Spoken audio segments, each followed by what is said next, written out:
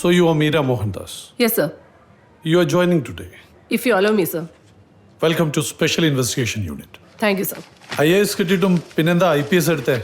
അച്ഛൻ പോലീസിലായിരുന്നു, അതുകൊണ്ട് ചെറുപ്പം മുതലേ കാക്കി എനിക്ക് ഇഷ്ടമാണ്. അറിയാലോ, ഇതൊരു സ്പെഷ്യലൈസ്ഡ് യൂണിറ്റ്. സർ, തെളിയിക്കാൻ ബുദ്ധിമുട്ടുള്ള കേസുകൾ മാത്രമാണ് നമ്മളിവിടെ അന്വേഷിക്കുന്നത്. ഇവിടെ ജോയിൻ ചെയ്യാൻ സാധാരണ ആരും താല്പര്യം കാണിക്കാറില്ല. പക്ഷെ മീര ഈ പോസ്റ്റിംഗ് ചോദിച്ചു വാങ്ങി. എന്താ കാരണം? എനിക്കൊരു നല്ല ഇൻവെസ്റ്റിഗേറ്റർ ആകാനാണ് താല്പര്യം. ട്രെയിനിങ്ങിന് സർ ബെസ്റ്റാന്ന് കേട്ടിട്ടുണ്ട്. ഇൻവെസ്റ്റിഗേഷൻ എന്ന് പറഞ്ഞാൽ സിനിമയെ കാണുന്ന പോലെ വൺ മാൻ ഷോ അല്ല, മറിച്ച് ടീം വർക്കാണ്. And team is family. നമ്മളെപ്പോഴും ഒറ്റക്കെട്ടായിരിക്കണം. Got it, sir. മീര കല്യാണം കഴിച്ചാണോ? ഇല്ല. Good. Come on, let's meet our team. Okay, sir. അത് വെച്ച് വേണം അയാളെ ഇനി ഇൻട്രോഗേറ്റ് ചെയ്യാൻ. പക്ഷെ അതിനു മുമ്പ് അയാളുടെ സർ. ഇത് മീര മോഹൻദാസ്, ASP. ഹലോ. ഇന്ന് ജോയിൻ ചെയ്തു ഫോർ ട്രെയിനിങ്. മീര, ഇത് DYSP Ramamurthy, chief investigator. Hello. ഇത് SA Ananthakrishnan, sir. Forensic officer Abhirami. Sir. ബാക്കിയുള്ളവരൊക്കെ ഫീൽഡിലാണ്. ഓക്കെ, സർ, ഒരു മിനിറ്റ്.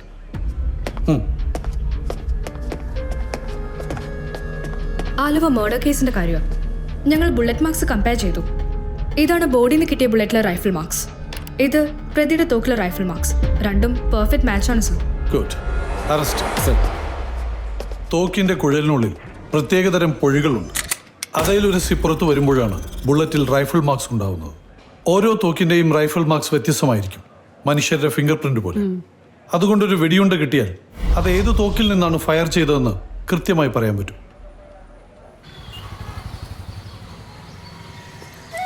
അതെ, രാത്രി ഫ്രണ്ട്സിന്റെ അടുത്ത് പോകാണ്ട് നേരത്തെ വരണം. പപ്പയും മമ്മി ഡിന്നറിന് വരുന്നുണ്ട്. ശരി ശരി, മറക്കരുത്. ഇല്ല, വരാം.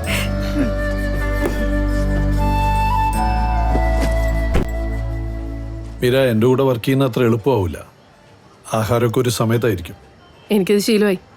ഒരു ഇൻവെസ്റ്റിഗേറ്റർ എന്ന് പറഞ്ഞാൽ പൂച്ചയെ പോലെ ക്യൂരിയസ് ആയിരിക്കണം, വേട്ടപ്പട്ടിയെ പോലെ ഫെറോഷ്യസ് ആയിരിക്കണം, കത്തിമുന പോലെ ഷാർപ്പായിരിക്കണം. എന്ന് വെച്ചാൽ ഉറങ്ങുമ്പോൾ പോലും ഒരു കണ്ണ് തുറന്നിരിക്കണം.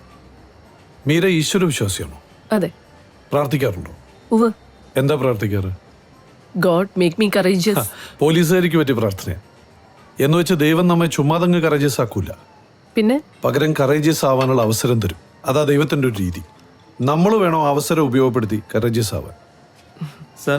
Meera, chilli chicken fried rice. Okay. Get it fast. Okay sir. സാറിനും IAS ഉണ്ടായിരുന്നല്ലോ, പിന്നെന്താ IPS എടുത്തേ? വളരെ പാവപ്പെട്ടവരായിരുന്നു എൻ്റെ അച്ഛനും അമ്മയും. എല്ലായിടത്തും ഒരുപാട് അനീതി സഹിച്ചാണ് ഞങ്ങൾ വളർന്നത്. അന്നു മുതലുള്ള ആഗ്രഹമാണ് എല്ലാവർക്കും നീതി കിട്ടുന്ന ഒരു ലോകം. നമ്മളൊരാൾ വിചാരിച്ചാ ലോകം നന്നാവുമോ? അതൊക്കെ ഗട്ട്സ് ഇല്ലാത്തവർ പറയുന്ന ഓരോ ന്യായങ്ങളാണ്. ഞാൻ ഒരാൾ നന്നായ ഈ ലോകം അത്രയും നന്നായെന്ന് വിചാരിക്കുന്ന ഒരാളാണ് ഞാൻ. നീതി നടപ്പാക്കാൻ നമ്മൾ രാജാവോ ജഡ്ജിയോ ഒന്നും ആവണ്ട.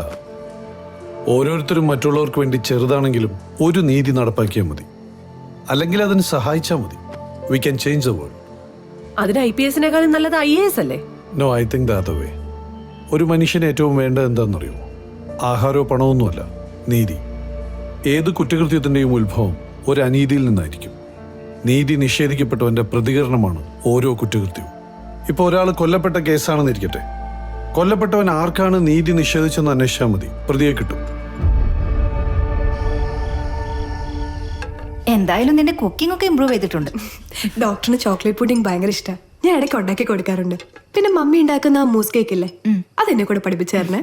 ഇനി വരുമ്പോഴാവട്ടെ, ഇപ്പൊ ഞങ്ങൾ ഇറങ്ങാം. കൊള്ളാലോ. ആ പപ്പാ, എന്റെ വർക്ക് ഏരിയ. എഞ്ചിനീയറിങ്ങിനോടുള്ള താല്പര്യം കുറഞ്ഞിട്ടില്ല അല്ലേ? ഇല്ല. അത് നല്ലതാ, നമ്മുടെ ബിസിനസ് ഏറ്റെടുക്കുന്ന സമയത്ത് ഉപയോഗപ്പെടും. വാ, നമുക്ക് പോണ്ടേ? വിളിക്കുന്നുണ്ട്. പോട്ടെ. ഡോക്ടറിന് ഹോസ്പിറ്റലിൽ തിരക്കായതുകൊണ്ട് നമ്മൾ പുറത്തൊക്കെ ഇറങ്ങാം. അതിപ്പോ നീ പ്രത്യേകിച്ച് പറയുന്ന കാര്യമില്ലല്ലോ. നീ ആന്റിയോട് നേരിട്ട് വിളിച്ചു പറഞ്ഞാൽ മതി. മരുമോനായിട്ടല്ല, മോനായിട്ട് തന്നെ ഞങ്ങൾ കാണുന്നത്. എന്തിനും ഞങ്ങളുണ്ട് കൂടെ. എന്താവശ്യം ഉണ്ടെങ്കിലും ചോദിക്കാൻ മടിക്കരുത്. മോനൊന്നും ചോദിക്കുന്നില്ലെന്നാ ഞങ്ങളുടെ വിഷമം. എന്നാ ശരി. ശരി. അതെ, ഞായറാഴ്ച രണ്ടുപേരും ഡിന്നറിന് അങ്ങോട്ട് എത്തിയേക്കണം. ഗൾഫിൽ നിന്ന് ചോദിച്ചനും പിള്ളേരും വരുന്നതാ. ഓക്കെ, ഞങ്ങൾ എത്തിയേക്കാം. ബൈ. ബൈ. എങ്ങോട്ടാണെന്ന് സാർ പറഞ്ഞില്ല. കഴിഞ്ഞ ആഴ്ച റിപ്പോർട്ട് ചെയ്ത ആ കേസിൽ അതിലൊരു ഡെവലപ്മെന്റ് ഉണ്ട്. പ്രതി ആരാണെന്ന് ആ പെൺകുട്ടി അന്ന് തന്നെ പറഞ്ഞതാ. പക്ഷെ അവളിപ്പോൾ കാലുമാറി. റേപ്പ് നടന്നിട്ടേ ഇല്ലെന്നാ പറയുന്നു. അതെന്താ അങ്ങനെ? ഡോക്ടർ അരുണിന്റെ ചികിത്സയിലായിരുന്നു. കേസ് ഒതുക്കാൻ പ്രതിയുടെ ബന്ധുക്കൾ ഡോക്ടറിനെ അപ്രോച്ച് ചെയ്തു. ഡോക്ടർ ഇടപെട്ട ആ പെൺകുട്ടിക്ക് വലിയൊരു നഷ്ടപരിഹാരം വാങ്ങിക്കൊടുക്കുകയും ചെയ്തു. ഇനിയിപ്പോ അവളുടെ പരാതി കിട്ടാതെ നമുക്ക് ഈ കേസുമായി മുന്നോട്ട് പോകാൻ സാധിക്കില്ല. നമുക്ക് നമ്മുടേതായ രീതിയിലൊന്ന് അപ്രോച്ച് ചെയ്താലോ? അത് വേണ്ട. ജോൺ സാമുവലിന്റെ സണ്ണിൻലോ ഈ ഡോക്ടർ അരുൺ. മാത്രമല്ല ചില കേസുകളിൽ പോലീസിനെ അയാൾ സഹായിച്ചിട്ടുണ്ട്. ആ റെസ്പെക്റ്റ് കൊടുത്തേ പറ്റൂ. നിങ്ങളൊരു നല്ല ഡോക്ടറല്ലേ? നിയമം കയ്യിലെടുത്ത് ഒട്ടും ശരിയായില്ല. സർ, പ്രതിയെ ശിക്ഷിക്കുക എന്നുള്ളത് മാത്രമാണ് നിങ്ങളുടെ താല്പര്യം. പക്ഷെ എൻ്റെ താല്പര്യം ആ പെൺകുട്ടിക്ക് നീതി വാങ്ങിച്ച് കൊടുക്കുക എന്നുള്ളതാണ്. നീതി വാങ്ങിച്ചു കൊടുക്കാനാണ് ഞങ്ങൾ പ്രതിയെ ശിക്ഷിക്കുന്നത്. സർ, അത് വേണം, വേണ്ടെന്നല്ല ഞാൻ പറയണത്. പക്ഷെ അതുകൊണ്ട് മാത്രം അവർക്ക് നീതി ലഭിക്കൂ? ഈ നഷ്ടപ്പെട്ടതെല്ലാം തിരിച്ചു കിട്ടുമോ? അവക്ക് വേണ്ടത് സാമൂഹ്യ നീതിയാണ്. ഈ സമൂഹത്തിൽ അന്തസ്സായി ജീവിക്കാനുള്ള സാഹചര്യം, അതാണ് അവക്ക് വേണ്ടത്. അത് കൊടുക്കാൻ നിയമത്തിന് സാധിക്കുമോ? സാറിന് ഓഫ് ദ റെക്കോർഡ്, അതൊരു പാവപ്പെട്ട കുടുംബമാണ്. അവളുടെ 2 തലമുറയ്ക്ക് സുഖമായിട്ട് ജീവിക്കാനുള്ള കാശാണ് ഞാൻ വാങ്ങിക്കൊടുത്തത്. സാറിനെ പോലത്തെ ഒരു നല്ല ഓഫീസർ അതിൽ നീതി കാണാതിരിക്കരുത്. ആ കുട്ടിയോട് ഞാനൊന്ന് സംസാരിച്ചോട്ടെ? Sorry ma'am, her condition still very unstable. ഇപ്പോൾ ചോദ്യം ചെയ്യാൻ പറ്റില്ല. Please come. രോഗിയുടെ അവകാശങ്ങൾ സംരക്ഷിക്കേണ്ടത് എൻ്റെ ഉത്തരവാദിത്തമാണ്. മെഡിക്കൽ എത്തിക്സിൽ ഞാൻ വെള്ളം ചേർക്കാറില്ല. അത് ഇദ്ദേഹത്തിനല്ലല്ലോ അറിയാം. പിന്നെ ഞങ്ങൾ എങ്ങനെ കേസ് മുന്നോട്ട് കൊണ്ടുപോകും? പ്രതിയെ നിങ്ങൾക്ക് അറിയാലോ. 4 സ്റ്റേഷനിലെ 5 കേസുണ്ട് ഇയാൾക്കെതിരെ. എന്തുകൊണ്ട് ആ കേസുകൾ ഉപയോഗിച്ച് ഇയാൾ അറസ്റ്റ് ചെയ്തുകൂടാ? വേണ്ട രീതി ചോദ്യം ചെയ്താൽ അയാളെല്ലാം പറയില്ലേ? പഴയ പോലെ അല്ല ഡോക്ടർ. മനുഷ്യാവകാശ സംഘടനകളൊക്കെ നോക്കിയിരിക്കുക. രോഗിക്കുള്ള പോലുള്ള അവകാശങ്ങൾ കൊല നടത്തിയവന് പോലും ഉണ്ട്. ഒരാളെ കൊലയാളി എന്ന് വിളിക്കണമെങ്കിൽ അയാൾ തന്നെയാണ് കൊല നടത്തിയതെന്ന് തെളിയിക്കാൻ പറ്റണം. അത് സാധിക്കുന്നില്ലെങ്കിൽ യഥാർത്ഥ കൊലയാളി നമ്മുടെ തൊട്ടു മുമ്പിൽ നിന്നാൽ പോലും നമുക്കൊന്നും ചെയ്യാൻ പറ്റില്ല. അതാണ് നിയമം. ശരിയാണ് സർ.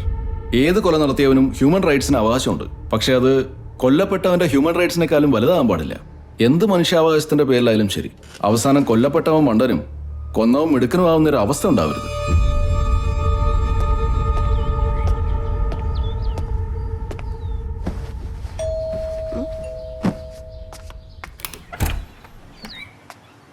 ആരാ?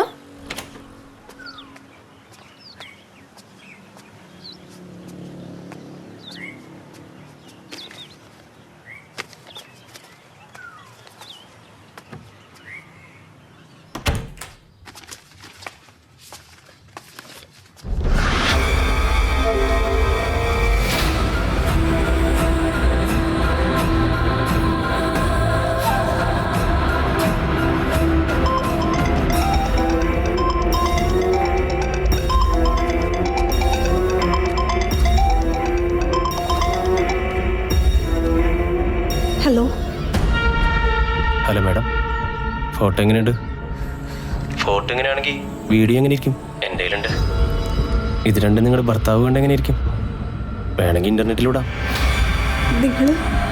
നിങ്ങൾ ആരാ? ഞാനൊരു പാവപ്പെട്ടനാ, പേര് ഷൺമുഖൻ. ഭർത്താവിനെ അറിയിക്കാതിരിക്കണമെങ്കിൽ 50 ലക്ഷം രൂപ വരണം. 50 ലക്ഷം രൂപയോ? ജോൺ സാമുവലിൻ്റെ മോക്ക് 50 ലക്ഷം എന്ന് പറയുന്നൊരു പോക്കറ്റ് മണി എന്നൊക്കെ എനിക്കറിയാം. നിങ്ങൾ ഉപദ്രവിക്കണമെന്ന് എനിക്കൊരാഗ്രഹമില്ല. കാശിൻ്റെ അത്യാവശ്യം കൊണ്ടാണ്. നാളെ ഈ സമയത്ത് ഞാൻ വിളിക്കാം. കാശ് അവിടെ കൊണ്ടുവരുന്നപ്പോൾ പറയാം. പിന്നെ അതിബുദ്ധി കാണിച്ച് എന്താണ്ടാവെന്നറിയാലോ. പോലീസിനെ അറിയിക്കാൻ എന്നെ ട്രേസ് ചെയ്യാൻ ശ്രമിക്കരുത്. ആവശ്യമുള്ളപ്പോൾ നിങ്ങളുടെ ഫോണിലേക്ക് ഞാൻ വിളിച്ചോളാം.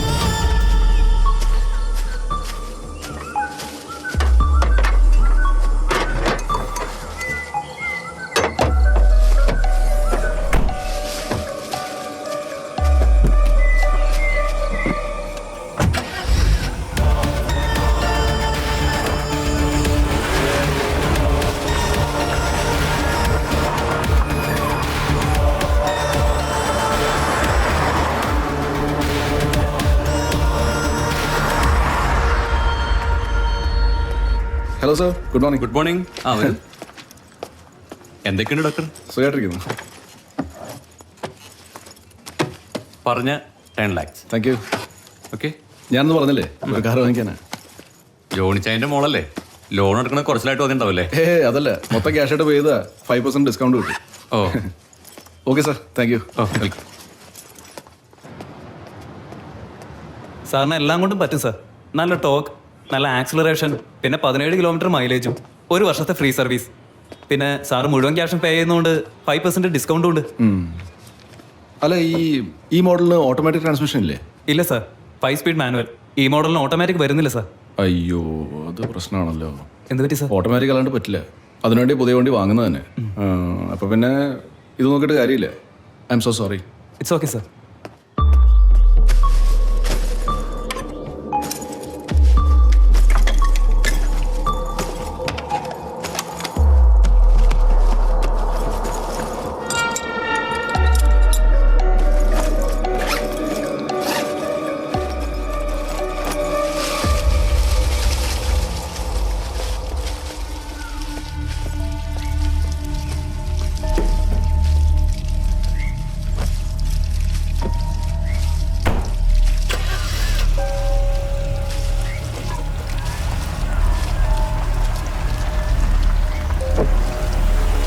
ശ്രുതി, ഞാൻ കളിക്കാൻ പോവാ. ഞാൻ അത് കഴിഞ്ഞിട്ട് ഫ്രണ്ടിന്റെ വീട്ടിലേക്ക് പോകും. ഞാൻ വരാൻ കുറച്ച് വൈകും. നീ കിടന്നു, ഞാൻ കീ എടുത്തിട്ടുണ്ട്.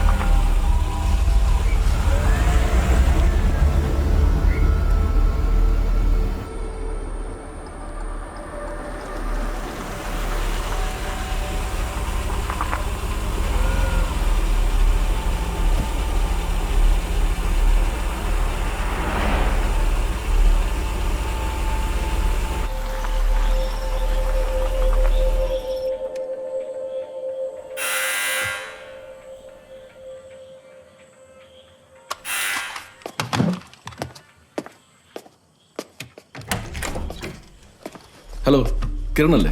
അതെ. സോറി, ബുദ്ധിമുട്ടിപ്പിച്ചാലും ക്ഷമിക്കണം.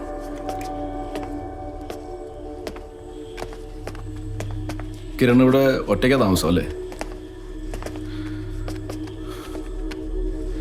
അധികം വളച്ചു കെട്ടുന്നില്ല. ദൈവത്തെ ഓർത്ത് നിങ്ങളിനി അവളോട് കാശ് ചോദിക്കരുത്. ആഹാ, നിങ്ങളെല്ലാം അറിഞ്ഞ സ്ഥിതിക്ക് ഞാനും വളച്ചു കിട്ടുന്നില്ല. 50 ലക്ഷം രൂപ എന്ന് നമുക്ക് ഈ പ്രശ്നം അങ്ങ് അവസാനിപ്പിക്കാം. 50 ലക്ഷം? നിങ്ങൾ വിചാരിക്കുന്ന പോലെ അത്രയും കാശുള്ളവനല്ല ഞാൻ. എനിക്ക് സാധിക്കുന്ന പരമാവധിയാണ് 10 ലക്ഷം. അത് ഞാൻ കൊണ്ടുവന്നിട്ടുമുണ്ട്. എൻ്റെ ഭാര്യയുടെ മാനത്തിന് വില പറയല്ലേ പ്ലീസ്. ഡോക്ടർ, നിങ്ങളുടെ ഭാര്യയുടെ മാനത്തിന് 10 ലക്ഷം പോയിട്ട് 10 പൈസയുടെ വില പോലുമില്ല. ഞാൻ പറഞ്ഞ 50 ലക്ഷം അത് നിങ്ങളുടെ മാനത്തിന്.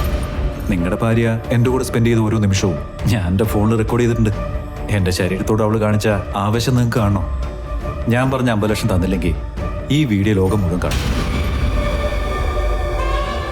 എന്നെ ഒരിക്കലും മറക്കാൻ പറ്റില്ല എന്ന് അവൾ എത്ര തവണയും പറഞ്ഞെന്നറിയോ?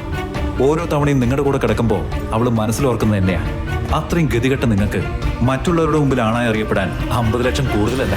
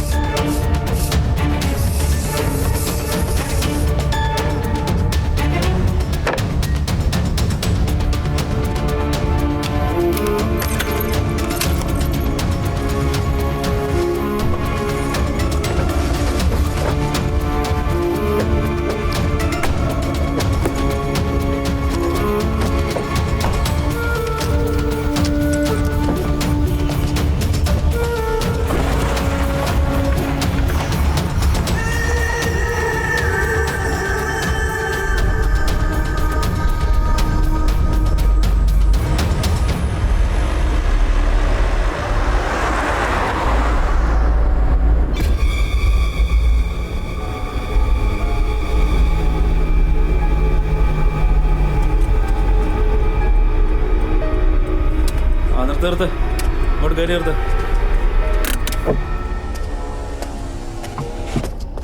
പുറത്തിറങ്ങും. ആ ബുക്കും പേപ്പറും എടുത്തു. ശരി. സനല്ലേ ഈ വണ്ടി മൊത്തം ചെക്ക്. ഡിക്കി ഓപ്പൺ ചെയ്യും. ആ.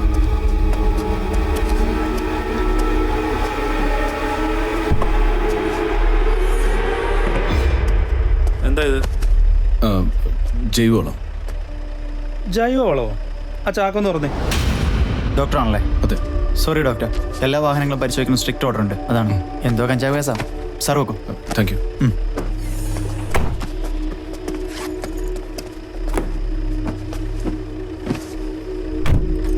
ആ ഡോക്ടറെ, ബുക്കും പേപ്പറും കയ്യിൽ വെച്ചേക്ക്. വഴിയിലൊക്കെ ചെക്കിംഗ് ഉണ്ടാവും. Okay sir. ബൈക്ക്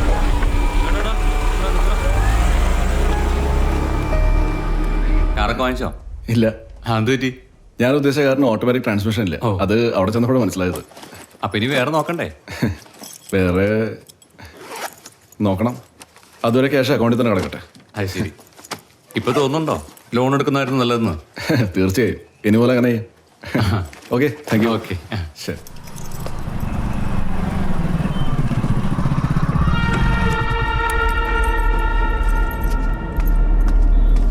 ഇല്ല, പറഞ്ഞില്ലായിരുന്നു. ഞാൻ പിന്നെ വിളിക്കാട്ടോ. നിന്റെ ബോസ് അകത്തില്ലേ? ഇല്ലല്ലോ, 4 ദിവസമായി കിരൺ സാർ വന്നിട്ട്. 4 ദിവസമായിട്ട് എന്നെ ഫോണിലും കിട്ടുന്നില്ല. അവൻ അവിടെ പോയെന്ന് എന്തെങ്കിലും ഐഡിയ ഉണ്ടോ? ഇല്ല, 4 ദിവസമായി ഫോണും സ്വിച്ച് ഓഫാ. ആ, അവൻ വന്ന ഉടനെ ഒന്ന് വിളിക്കാൻ പറയും. ആ പറയാം. ഫിനാൻഷ്യലി എന്തെങ്കിലും പ്രോബ്ലം ഉണ്ടോ? Bank details good morning sir. Sit down, sit down. Sit down, please. Anything new? Sir, പുതിയൊരു കേസ് വന്നിട്ടുണ്ട്. ഒരു മാൻ മിസ്സിംഗ് കേസ്. സിറ്റിയിൽ ഫിറ്റ്നസ് സെന്റർ നടത്തുന്ന ഒരു കിരൺ കഴിഞ്ഞ 6 ദിവസമായി അയാളെ കാണാനില്ല. ലോക്കൽ പോലീസ് അന്വേഷിച്ചിട്ട് വിവരമൊന്നുമില്ല. എറണാകുളം റൂറലിൽ നിന്നാണ് റെഫർ ചെയ്തിരിക്കുന്നത്. ഇതാണ് അവർ ഇഷ്യൂ ചെയ്ത് ലുക്കൌട്ട് നോട്ടീസ്. കാണുവാനില്ല. ഈ ഫോട്ടോയിൽ കാണുന്ന കിരൺ എന്ന യുവാവിനെ കാണുവാനില്ല. എന്തെങ്കിലും വിവരം കിട്ടുന്നവർ ഈ നമ്പറിൽ ബന്ധപ്പെടുക. സർ, നമുക്ക് ഏറ്റെടുക്കാനുള്ള ഗൗരവം ഈ കേസിനുണ്ടോ? കാരണം ഇയാളെ കാണാതായിട്ട് 6 ദിവസം കഴിഞ്ഞു. പക്ഷെ പ്രത്യേകിച്ച് ഇതുവരെയൊന്നും സംഭവിച്ചിട്ടില്ലല്ലോ. ഒന്നും സംഭവിച്ചില്ല എന്ന് തന്നെയാണ് ഏറ്റവും വലിയ സംഭവം. ഒരാളെ കാണാതായിട്ട് 6 ദിവസം കഴിഞ്ഞു, എന്നിട്ടും ഒന്നും സംഭവിച്ചിട്ടില്ല. അതിലൊരു അസ്വാഭാവികതയില്ലേ? അയാൾ എവിടെയെങ്കിലും യാത്ര പോയതായിരിക്കും. എങ്കിൽ പിന്നെ അയാൾക്കാരോടെങ്കിലും പറഞ്ഞിട്ട് പോയിക്കൂടി.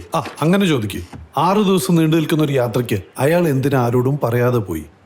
അവിടെയാണ് ഈ കേസിന്റെ മർമ്മം. നമുക്കറിയേണ്ടത് അത് തന്നെയാണ്. അയാൾ എന്തിന് ആരോടും പറയാതെ പോയി? അയാളെ കാണാനില്ലെന്ന് ആദ്യം തോന്നിയത് ആർക്കാ? അയാളുടെ ഫിറ്റ്നസ് സെന്ററിലെ ഒരു ജോലിക്കായിരിക്കും. ആദ്യം നമ്മൾ ചോദ്യം ചെയ്യേണ്ടത് അവരെയാണ്. സർ, ഇത് വലിയ സെറ്റപ്പാണല്ലോ സർ. ഇത് ഇവിടുത്തെ പണക്കാരുടെ ഒരു എക്സ്ക്ലൂസീവ് ക്ലബ്ബാണ്. അതിന്റെ ഭാഗമായിട്ടാണ് ഈ ഫിറ്റ്നസ് സെന്റർ. മീര, ഒരാളെ ചോദ്യം ചെയ്യുമ്പോൾ നമ്മൾ ശ്രദ്ധിക്കേണ്ട ഒരു കാര്യമുണ്ട്. അവർ പറയുന്നത് നമുക്ക് ഉപയോഗമുള്ള കാര്യമാണെന്ന് അവർക്ക് മനസ്സിലാവരുത്. അത് മനസ്സിലായ പിന്നെ ഒരു കാര്യങ്ങൾ പറയാൻ മടിക്കും. അതുപോലെ നമുക്ക് ആവശ്യമുള്ള വിവരം കിട്ടുമ്പോൾ അത് പുറത്ത് കാണിക്കരുത്, ഉള്ളിൽ ഒതുക്കണം. മനസ്സിലായോ? സർ,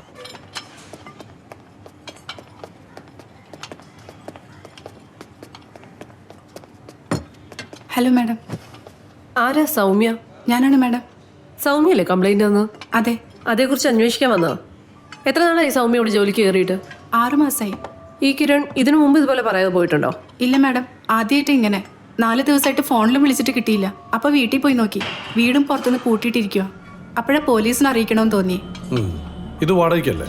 അതെ സാർ. അയാൾക്ക് വാഹനം എന്തെങ്കിലും ഉണ്ടോ? ഒരു കാറുണ്ട്. അത് വീടിന്റെ മുറ്റത്ത് കിടക്കണ കണ്ടു. സൗമ്യ എപ്പോഴാണ് ഏറ്റവും ഒടുവിൽ കിരണിനെ കണ്ടത്? കാണാതാവുന്നതിന്റെ തലേ ദിവസം. അന്ന് ഒത്തിരി നേരം ലാപ്ടോപ്പിൽ എന്താ ചെയ്തുകൊണ്ടിരിക്കുന്ന കണ്ടു. അയാൾ എപ്പോഴും ലാപ്ടോപ്പ് ഉപയോഗിക്കാറുണ്ടോ?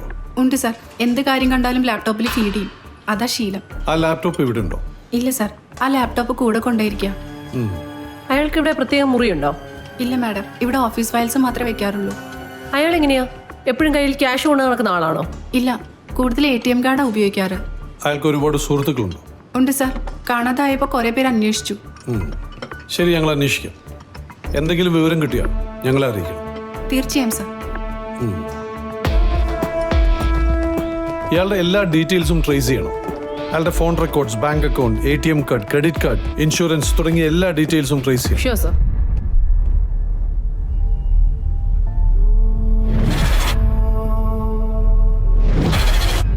സർ, എന്ത് പറ്റി സർ? ഒന്നുമില്ല. അടുത്ത പേഷ്യന്റ് വിളിച്ചു. സുനിൽ, സർ, ആ കിരണിന്റെ ഡീറ്റെയിൽസ് ഞാൻ കളക്ട് ചെയ്തു. വീടുമായിട്ട് അയാൾക്ക് വലിയ ബന്ധമൊന്നുമില്ല. പിന്നെ പ്രായമായ അച്ഛനും അമ്മയും ഉണ്ട്. അയാളുടെ അനിയനാണ് വീട്ടുകാര്യങ്ങളൊക്കെ നോക്കുന്നത്. കോളേജിൽ അയാൾ പഠിച്ചത് ബിസിനസ് മാനേജ്മെന്റ് ആണെങ്കിലും തുടങ്ങിയത് ഫിറ്റ്നസ് സെന്റർ ആണ് സർ. അത് നല്ല രീതിയിൽ റൺ ചെയ്യുന്നുമുണ്ട്. ഫിറ്റ്നസ് സെന്റർ തുടങ്ങുന്നതിനായിട്ട് നല്ലൊരു തുക ലോൺ എടുത്തിട്ടുമുണ്ട്. പക്ഷേ ഒരിക്കൽ പോലും തിരിച്ചടവ് മുടങ്ങിയിട്ടില്ല. ഒറ്റ നോട്ടത്തിൽ അയാൾ നല്ലൊരു ബിസിനസ്സുകാരനാണ്. അങ്ങനെയാണെങ്കിൽ അയാൾ മനഃപൂർവ്വം മുങ്ങിയതാവാൻ വഴിയില്ല.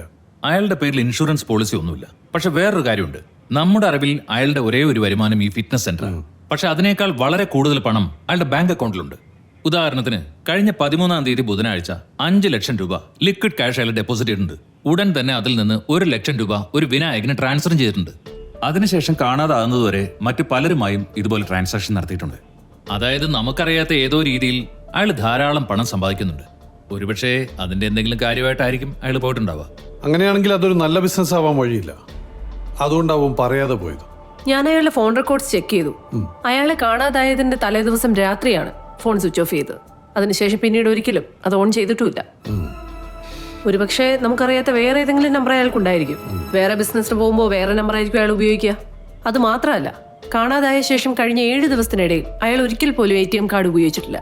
ബാങ്കിൽ നിന്ന് മറ്റേതെങ്കിലും രീതിയിൽ പണം പിൻവലിച്ചിട്ടുമില്ല. സ്ഥിരമായി കാർഡ് ഉപയോഗിക്കുന്ന ഒരാൾ 7 ദിവസമായി പണം പിൻവലിച്ചിട്ടില്ല എന്ന് പറയുമ്പോൾ അതൊരു നല്ല ലക്ഷണമല്ലല്ലോ.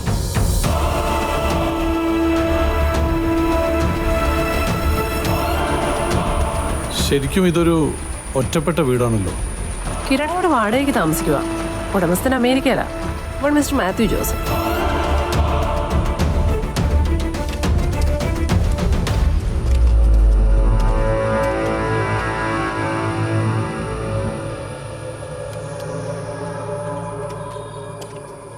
കാറിന്റെ മേലെ അധികം പൊടിയില്ലല്ലോ. മിനിഞ്ഞന്ന് മഴ പെയ്തല്ലോ. നമ്മൾ ആദ്യം നടത്തുന്ന പരിശോധനയാണ് ഏറ്റവും പ്രധാനം. കുന്തം പോയാൽ കുടത്തിലും തിരയുന്ന സ്വഭാവമായിരിക്കണം ഒരു ഇൻവെസ്റ്റിഗേറ്റർക്ക്. എത്ര നിസ്സാരമായ കാര്യങ്ങൾ കണ്ടാലും അത് നോട്ട് ചെയ്ത് വെക്കണം. നിസ്സാരമായ കാര്യങ്ങളാണ് പലപ്പോഴും നമുക്ക് പ്രയോജനപ്പെടുന്നത്. സാറ് കള്ളനാവാത്തത് നാട്ടുകാരുടെ ഭാഗ്യം. കള്ളനെ പിടിക്കാൻ അതിലും വലിയ കള്ളനാവണം വീര.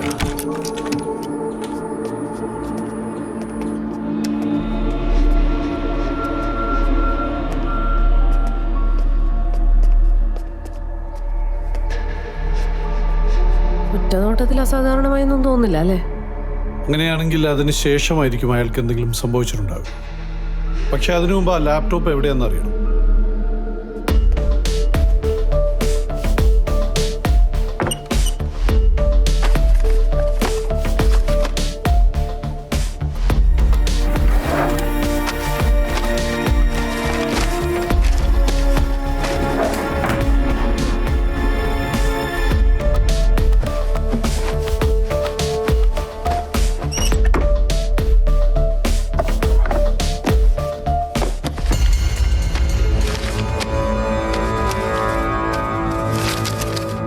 സർ, യാത്ര പോകുന്ന ഒരാൾ ഇത്രയും രൂപ വെറുതെ വീട്ടിൽ വെച്ചിട്ട് പോകും?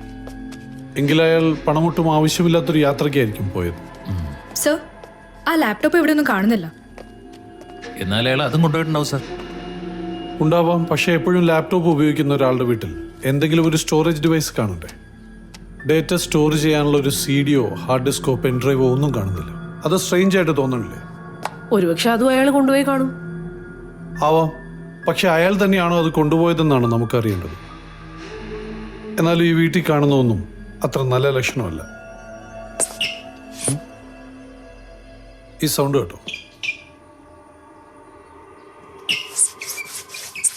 വേറൊരു സ്ഥലത്തും ഈ സൗണ്ട് ഇല്ല. ഇവിടെ മാത്രം ഈ സൗണ്ട് കേൾക്കാൻ എന്താ കാരണം? സൗണ്ട് കേട്ടിട്ട് അവിടെ മാത്രം സോപ്പിട്ട് കഴുകുപോലെ തോന്നുന്നു. കറക്റ്റ്. എന്തിന് ഇവിടെ മാത്രം കഴുകി വൃത്തിയാക്കണം? അവിടെ രക്തം വീണിട്ടുണ്ടാവും. അതെങ്ങനെ പറയാൻ പറ്റും? അതാണ് പോലീസ് ബുദ്ധി. സംശയകരമായ രീതിയിൽ ഒരു സ്ഥലം കഴുകി വൃത്തിയാക്കിയിരിക്കുന്നത് കണ്ടാൽ അവിടെ വീണത് രക്തമായിരുന്നു എന്ന് വേണം നമ്മൾ ആദ്യം സംശയിക്കാൻ. മാഡം, ഒരു കുറ്റവാളി തെളിവ് നശിപ്പിക്കാൻ നോക്കുമ്പോൾ അയാൾ ആദ്യം ശ്രമിക്കുന്നത് രക്തക്കറ മായ്ക്കാനായിരിക്കും. അതാണ് ക്രിമിനൽ സൈക്കോളജി. രക്തക്കറ മായ്ക്കുന്നത്ര എളുപ്പമല്ല. വളരെ സ്ട്രോങ് ആയിട്ടുള്ള ഒരു ഡിറ്റർജന്റ് ഉപയോഗിക്കേണ്ടി വരും. ബ്ലീച്ചിങ് പൗഡർ ഉപയോഗിച്ചിരിക്കുന്നത് മാത്രമല്ല, പോലീസ് നായ്ക്ക് മണം കിട്ടാതിരിക്കാൻ വേണ്ടി കെമിക്കൽസും സ്പ്രേ ചെയ്തിട്ടുണ്ട്. കഴുകി കളഞ്ഞാൽ പിന്നെ രക്തമാണെന്ന് എങ്ങനെ തെളിയിക്കും? അതിനാണ് ലൂമിനോൾ ടെസ്റ്റ്. കഴുകിയ സ്ഥലത്ത് ലൂമിനോൾ സ്പ്രേ ചെയ്യണം.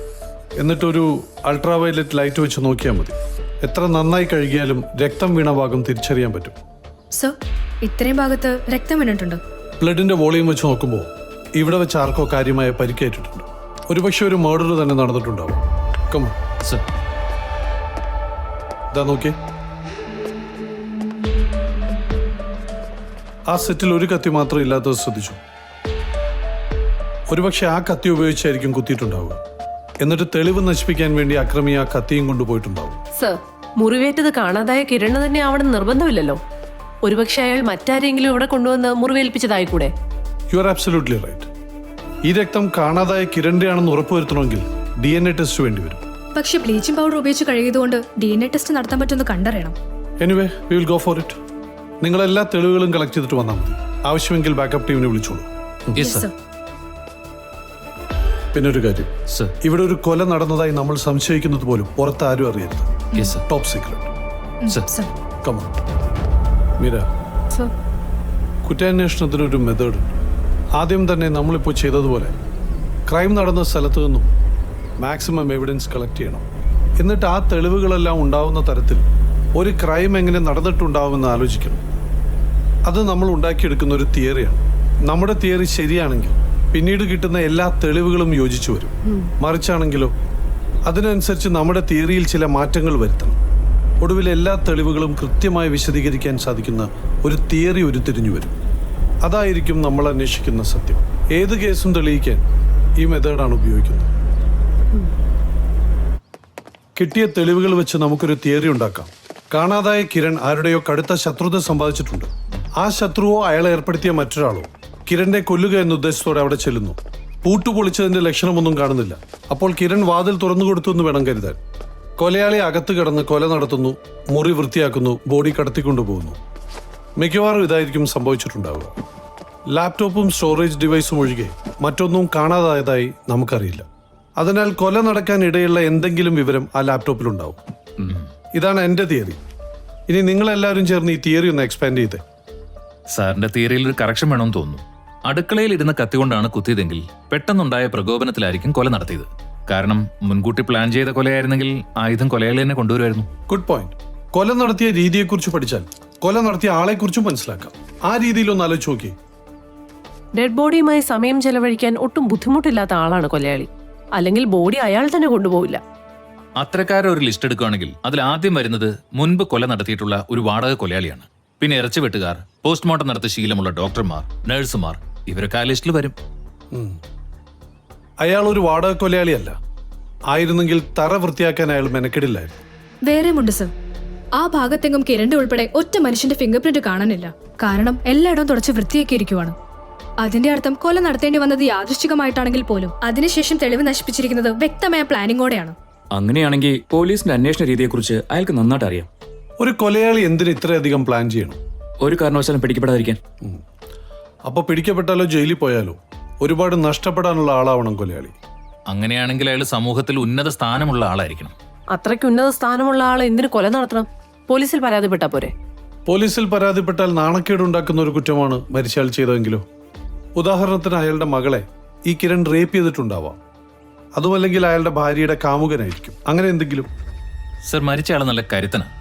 അങ്ങനെ ഒരാളെ കത്തികൊണ്ട് കുത്തി കൊലപ്പെടുത്തണമെങ്കിൽ കൊന്നയാൾ നല്ല കരുത്തനാവണം. അല്ലെങ്കിൽ ഒരു മൽപ്പിടുത്തത്തിന് അയാൾ മുതിരില്ല. ഇത്രയും വെച്ച് കൊലയാളിയുടെ ഒരു ക്യാരക്ടർ പ്രൊഫൈൽ ഒന്ന് തയ്യാറാക്കി. ഉയർന്ന ബുദ്ധിയുള്ള ആളാണ് കൊലയാളി. ശവശരീരങ്ങളുമായി ഇടപെടാൻ ഒട്ടും മടിയില്ലാത്ത ആൾ. പോലീസിന്റെ ഫോറൻസിക് രീതിയെക്കുറിച്ച് അറിയാൻ പറ്റിയ വിദ്യാഭ്യാസമോ ജോലിയോ ഉള്ളയാൾ. സമൂഹത്തിൽ ഉന്നത സ്ഥാനമുണ്ട്, ഒപ്പം നല്ല കരുത്തനുമാണ്. പക്ഷെ മുറിയിൽ രക്തം വീണതുകൊണ്ട് മാത്രം കൊല നടന്നു എന്ന് പറയാൻ പറ്റില്ല. അതൊരു സാഹചര്യ തെളിവ് മാത്രമാണ്. ഇനി ഈ കേസ് മുന്നോട്ട് പോകണമെങ്കിൽ അയാൾ കൊല്ലപ്പെട്ടതിന് വ്യക്തമായ തെളിവ് വേണം. You mean body? യെസ്. പക്ഷെ ബോഡി കിട്ടാൻ സാധ്യത കുറവാ. കാരണം തെളിവ് നശിപ്പിക്കാൻ ഇത്രയും ബുദ്ധിമുട്ടി കൊലയാളി ബോഡി നശിപ്പിച്ചിട്ടുണ്ടോ? അതെ, തൽക്കാലം കാത്തിരിക്കാനേ പറ്റൂ. അതുകൊണ്ട് ആ സമയത്ത് കിരണിനെ കുറിച്ച് അറിയാൻ ശ്രമിക്കൂ. ഇതിനെയാണ് വിക്ടിമോളജി എന്ന് പറയുന്നത്.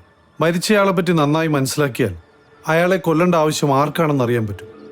എന്നുവെച്ചാൽ കൊന്നത് ആരാണെന്ന് അറിയണമെങ്കിൽ ആദ്യം മരിച്ചത് ആരാണെന്ന് അറിയണം. ഈ കിരണിന്റെ എല്ലാ റെക്കോർഡ്സും ട്രേസ് ചെയ്യൂ. പിന്നെ അയാളുടെ കൂട്ടുകാർ, ബന്ധുക്കൾ, സഹപ്രവർത്തകർ പിന്നെ അയാൾ വളർത്തുന്ന പട്ടി, പാറ്റ, പൂച്ച തുടങ്ങി സകലതിൻ്റെയും റെക്കോർഡ്സ് വേണം. Yes sir.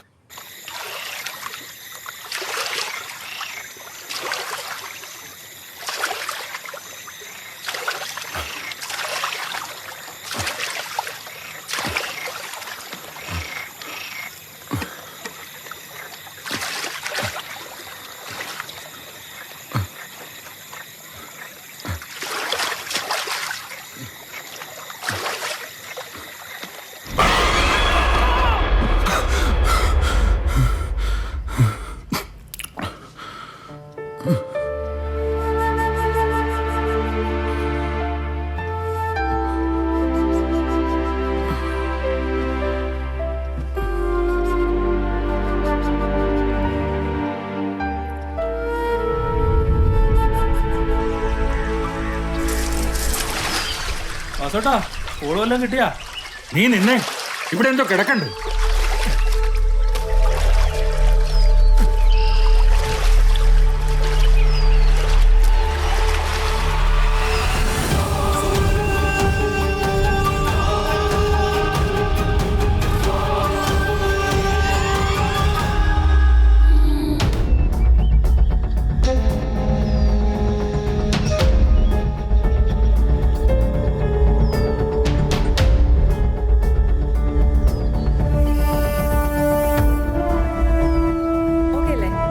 കുറച്ചിങ്ങോട്ട് മാറി തുടങ്ങിക്കോ. വനാതിർത്തിയോട് ചേർന്നുള്ള മറ്റത്തങ്കടവിലാണ്. Excuse me. Yes ma'am. ഒന്ന് വരാമോ? ഒരു മിനിറ്റ്. എന്താ മാം? എൻ്റെ ഒരു റിക്വസ്റ്റ് ആണ്, നിങ്ങൾ ഈ ന്യൂസ് റിപ്പോർട്ട് ചെയ്യരുത്. എന്തു പറ്റി? നമ്മുടെ ഇടയിൽ ഒരു കൊലയാളിയുണ്ട്. ഇത് അയാളുടെ പണിയാണോന്ന സംശയം. ബോഡി കണ്ടെത്തിയ വിവരം പുറത്തു വന്ന കൊലയാളി അലർട്ടാവും, രക്ഷപ്പെടുകയും ചെയ്യും. അതുകൊണ്ടാ മാം, അത് നിങ്ങൾ സഹകരിക്കണം. ഒരാഴ്ചത്തേക്ക് മതി, അത് കഴിഞ്ഞ് ന്യൂസ് പുറത്തു വിട്ടോളൂ. പറഞ്ഞത് മാഡ് ആയതുകൊണ്ട് ചെയ്യാം. Thank you, I appreciate that.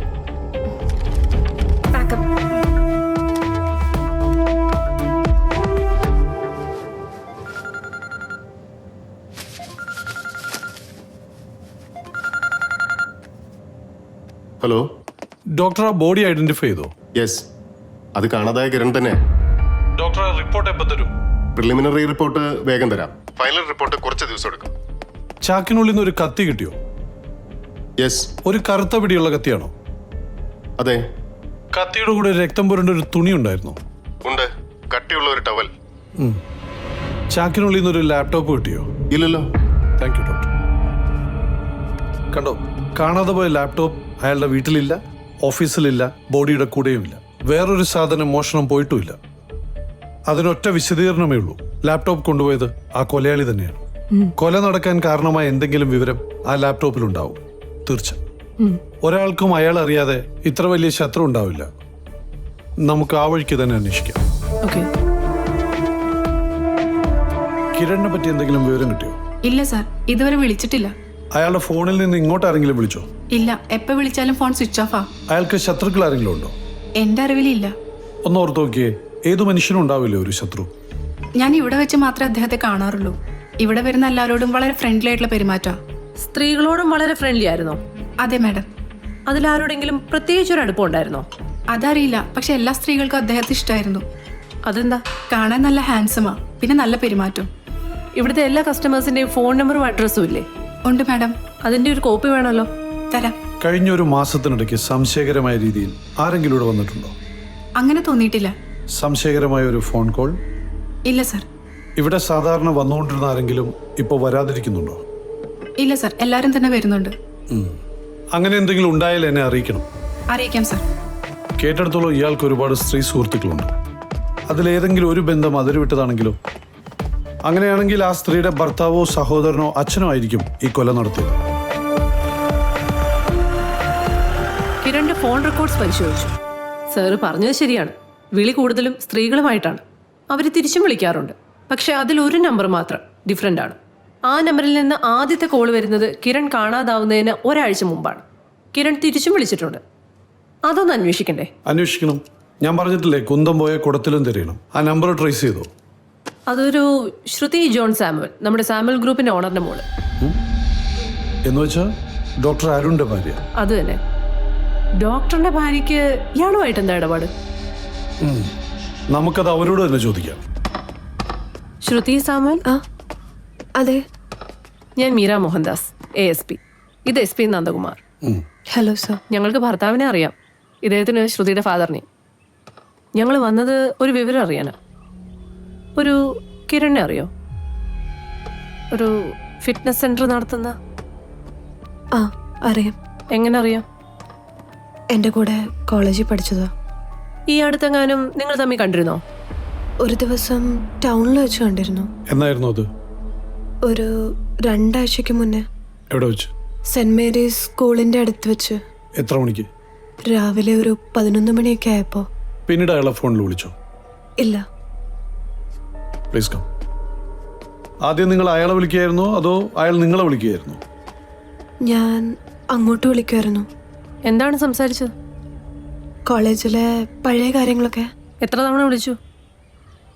കൃത്യമായിട്ട് ഓർമ്മയില്ല. ഒരു 5-6 പ്രാവശ്യം. ഏറ്റവും ഒടുവിൽ എന്നാ സംസാരിച്ചു?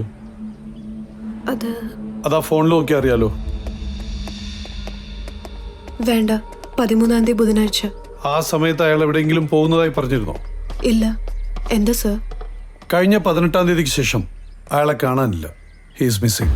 നിങ്ങൾ ഫ്രണ്ട്സിനോട് എന്തെങ്കിലും പറഞ്ഞിരുന്നോ എന്നറിയാനാ ഞങ്ങൾ വന്നത്. No sir. അയാൾ ഇനി വിളിച്ചാ ഞങ്ങളെ അറിയിക്കണം. ആ അറിയിക്കും സർ. നിങ്ങൾ അയാളെ കണ്ട കാര്യം നിങ്ങളുടെ ഭർത്താവിനറിയോ? നോ. അതെന്താ പറയാഞ്ഞേ? ഒരു ക്ലാസ്മേറ്റിനോട് സംസാരിച്ചത്. പ്രത്യേകിച്ച് എന്ത് പറയാനാ? സൗഹൃദത്തിൽ കൂടുതലായ ഒരു ബന്ധം നിങ്ങൾ തമ്മിലുണ്ടായിരുന്നോ? ഇല്ല സർ. ഈ കിരണിനെ കുറിച്ച് കൂടുതൽ എന്തെങ്കിലും പറയാനുണ്ടോ? നോ. ഇതെന്റെ വിസിറ്റിംഗ് കാർഡ്. ഒന്നുകൂടി ആലോചിച്ച് നോക്കുമ്പോൾ കൂടുതൽ എന്തെങ്കിലും പറയണമെന്ന് തോന്നിയാൽ എന്നെ വിളിക്കാൻ മടിക്കണ്ട.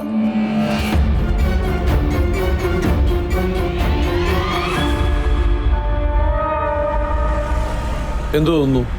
ശ്രുതി പറഞ്ഞതൊക്കെ സത്യമായിട്ടാ എനിക്ക് തോന്നിയേ. എനിക്കും അങ്ങനെയാ തോന്നിയത്. പക്ഷെ അവളുടെ മുഖത്ത് വല്ലാത്തൊരു പരിഭ്രമം ഉണ്ടായിരുന്നു. അത് ഞാനും ശ്രദ്ധിച്ചു. 2 പോലീസുകാർ അന്വേഷിച്ച് ചെന്നാൽ ആരായാലും പരിഭ്രമിക്കില്ലേ? എന്നാലും നമ്മൾ ഇൻവെസ്റ്റിഗേറ്റേഴ്സ് ആര് പറയുന്നതും കണ്ണടച്ച് വിശ്വസിക്കരുത്. ശ്രുതി പറയുന്നതൊക്കെ സത്യമാണോ എന്ന് അന്വേഷിച്ച് ഉറപ്പുവരുത്തണം.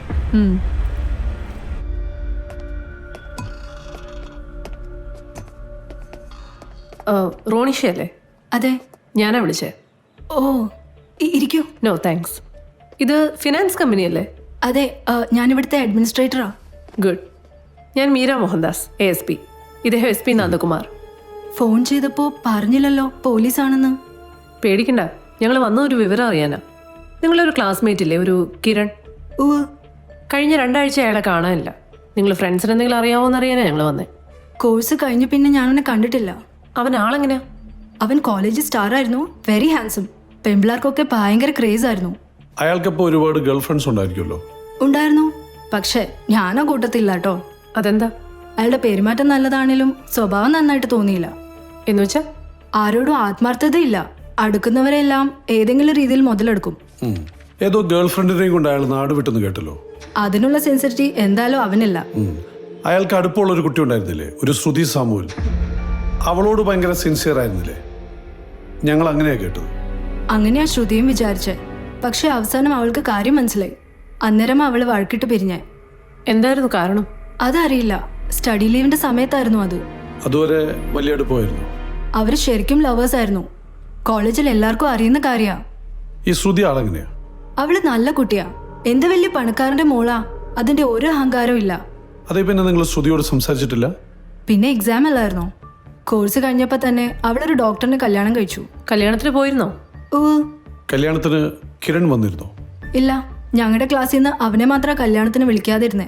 അവന്റെ പേര് കേൾക്കുന്നത് പോലും അവൾക്ക് വെറുപ്പായിരുന്നു. ശരി, കിരണിനെ പറ്റി എന്തെങ്കിലും വിവരം കിട്ടിയാ ഞങ്ങളെ അറിയിക്കണം. തീർച്ചയായും. ശരി.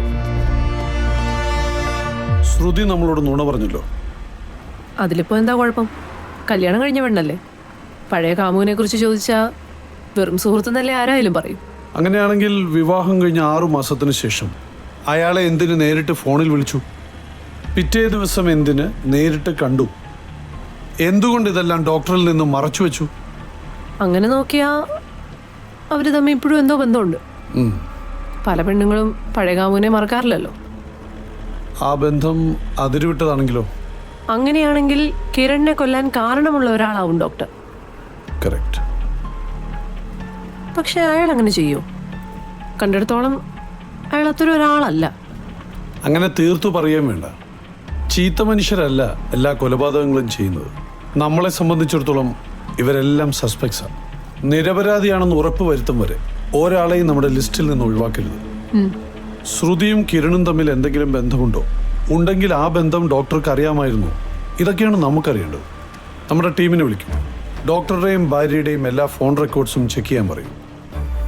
ഡോക്ടർ ഏതൊക്കെ സമയത്ത് ഡ്യൂട്ടിയിലുണ്ടായിരുന്നു എന്ന് നമുക്കറിയണം. ഹോസ്പിറ്റൽ റെക്കോർഡ്സും ചെക്ക് ചെയ്യണം.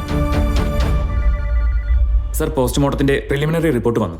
സർജന്റെ അഭിപ്രായത്തിൽ രാത്രി 10 മണിക്കും 2 മണിക്കും ഇടയ്ക്കായിട്ടാണ് മരണം നടന്നിരിക്കുന്നത്. ആ സമയത്ത് ഡോക്ടർ എവിടെയായിരുന്നു എന്ന് നമുക്കറിയണം. അത് അന്വേഷിച്ചോ? ഓ സർ, കൊല നടന്ന ദിവസം, അതായത് 18-ാം തീയതി തിങ്കളാഴ്ച വൈകിട്ട് 5 മണി മുതൽ പിറ്റേന്ന് രാവിലെ 8 മണി വരെ ഡോക്ടർ ആശുപത്രിയിൽ ഡ്യൂട്ടിയിൽ ഉണ്ടായിരുന്നില്ല. അത് ഞാൻ കൺഫേം ചെയ്തു. ഡ്യൂട്ടി കഴിഞ്ഞാൽ പിന്നെ ഡോക്ടർ പോകാൻ സാധ്യതയുള്ള റൈഫിൾ ക്ലബിലാണ്. അന്നേ ദിവസം ഡോക്ടർ അവിടെയും ചെന്നിട്ടില്ല. അത് മാത്രമല്ല സർ, അദ്ദേഹം ബാസ്കറ്റ്ബോൾ കളിക്കാനും ചെന്നിട്ടില്ല. Let's have a coffee. ഫോണിന്റെ ടവർ ലൊക്കേഷൻ നോക്കിയോ? അന്ന് രാത്രി 8 മണി മുതൽ പിറ്റേന്ന് രാവിലെ 6 മണി വരെ ഡോക്ടറുടെ സെൽഫോൺ സ്വിച്ച് ഓഫ് ആയിരുന്നു. അതുകൊണ്ട് ടവർ ലൊക്കേഷൻ അറിയാൻ പറ്റില്ല. സർ, ധാരാളം രോഗികളുള്ള ഒരു ഡോക്ടർ ഇത്രയും സമയം സെൽഫോൺ അങ്ങനെ ഓഫാക്കി വെക്കൂ? അത് തന്നെ സംശയകരമല്ലേ? That's right. അത് മാത്രമല്ല, കഴിഞ്ഞ മാസം ഒരൊറ്റ ലീവ് പോലും എടുക്കാത്ത ആളാണ് ഡോക്ടർ അരുൺ. പക്ഷെ ഭാര്യ കാമുകനെ കാണാൻ പോയ ദിവസം കൃത്യമായി ഡോക്ടർ ലീവ് എടുത്തു. അത് ഭാര്യയ്ക്ക് അറിയാമായിരുന്നു എന്നതാണ് ഏറ്റവും പ്രധാനം. എനിക്ക് തോന്നുന്നത് ഡോക്ടറുടെ ഭാര്യ ഒന്നുകൂടെ ചോദ്യം ചെയ്യണം. യെസ്.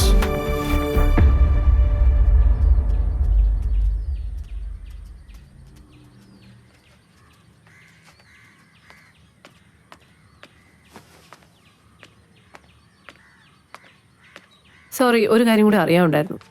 കഴിഞ്ഞ 15-ാം തീയതിയും 16-ാം തീയതിയും ഡോക്ടർ ലീവ് എടുത്തിരുന്നോ? എന്തിനായിരുന്നു? ചെന്നൈക്ക് പോവാൻ. ഡോക്ടർ എന്തിനാ ചെന്നൈക്ക് പോയത്? അവിടെ US കോൺസുലേറ്റിൽ പോയതാ. ഡോക്ടറിന് USA പോസ്റ്റ് ഗ്രാജുവേഷൻ എടുക്കണമെന്ന താല്പര്യം.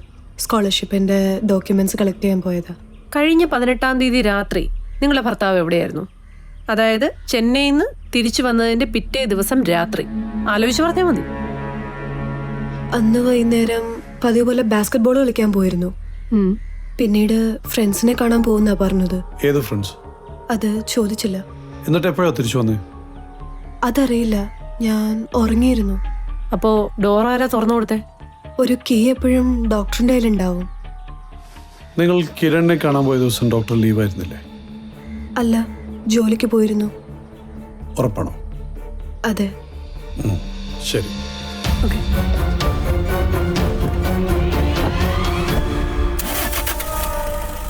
ഭാര്യ കാമുകനെ കാണാൻ പോയ അതേ ദിവസം ഡോക്ടർ ലീവ് എടുത്തിരുന്നു. പക്ഷെ ആ കാര്യം ഭാര്യയോട് പറഞ്ഞിട്ടുമില്ല. അപ്പം അതിൻ്റെ അർത്ഥം ഭാര്യയുടെ അഫെയറിനെ പറ്റി ഡോക്ടർക്ക് അറിയാമായിരുന്നു എന്നല്ലേ? അതുപോലെ കൊല നടന്ന ദിവസം ഡോക്ടർ എവിടെയായിരുന്നെന്ന് ആർക്കും അറിയില്ല. ഇതൊക്കെ വെച്ച് നോക്കുമ്പോൾ ഡോക്ടർ ഈ കേസിൽ സംശയിച്ചേ പറ്റൂ. മാത്രമല്ല, കൊലയാളിയെക്കുറിച്ച് നമ്മൾ തയ്യാറാക്കിയ ക്യാരക്ടർ പ്രൊഫൈൽ ഓരോന്നായി ഒത്തുവന്നുകൊണ്ടിരിക്കുക. ശവശരീരങ്ങളുമായി ഇടപഴകാൻ ഒട്ടും മടിയില്ലാത്ത ആൾ, ഫോറൻസിക് സയൻസിൽ നല്ല അറിവ്, സമൂഹത്തിൽ ഉന്നത സ്ഥാനം. അങ്ങനെ വരുമ്പോൾ ഡോക്ടറെ തീർച്ചയായും സംശയിക്കാം. പക്ഷെ അവിടെയും ഒരു പ്രശ്നമുണ്ട്. കിരൺ നല്ല കരുത്തനായിരുന്നു. കത്തി ഉപയോഗിച്ചാണ് കൊല നടത്തിയെങ്കിൽ കൊലയാളിയും നല്ല കരുത്തനായിരിക്കണം. പക്ഷെ ഇവിടെ നമ്മുടെ ഡോക്ടർ കിരണിൻ്റെ അത്രയും കരുത്തനല്ലല്ലോ. അങ്ങനെയാണെങ്കിൽ ഡോക്ടർ മറ്റാരെങ്കിലും ഏർപ്പെടുത്തിയിട്ടുണ്ടാവും. അയാളായിരിക്കും യഥാർത്ഥ കൊലയാളി. അങ്ങനെയാണെങ്കിൽ അയാൾക്ക് പേയ്മെന്റ് കൊടുത്തിട്ടുണ്ടാവും. നമുക്ക് ഡോക്ടറുടെ ബാങ്ക് അക്കൗണ്ട് പരിശോധിച്ചാലോ? വേണം. പക്ഷെ അതിനു മുമ്പ് ഡോക്ടർക്ക് എന്താ പറയാനുള്ളതെന്ന് നമുക്കറിയണം.